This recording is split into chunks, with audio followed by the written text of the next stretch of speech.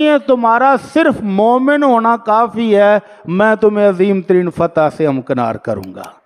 और अल्लाह ने ऐसी फतह दी, अल्लाह अकबर। जब से आंखें खोली थी हम तो तरसे ही हुए थे, 65 की जंग में ये हो गया, 71 की जंग में ये हो गया। और उधर से वो इंडियन मीडिया कह रहा था, जुमा पढ़ा के मैं रास्ते में ही था तो रास्ते में ही सुन रहा था कि हम घुस के मारेंगे, हम तबाह कर देंगे। और एक कह रहा है, पाकिस्तानियों अज दी रात सौन आ जाया जे सौं भी तो एक अख खुली रखिया जे, हो सकता सवेरे पाकिस्तान दुनिया के नक्शे ती ना होवे। और रात को शाह तक तो लाहौर पर भी कब्जा हो गया। सुभान अल्लाह। मज़ेदार बात यह है कि लाहौर चो ना समुंदर भी एक दरियाफ्त कर लिया है। मम्मी समुंदर ते बेरी बेरे ते आया आज, ऐजी समुंदर से हमारी नेवी ने लाहौर पर कब्जा कर लिया है। वाह।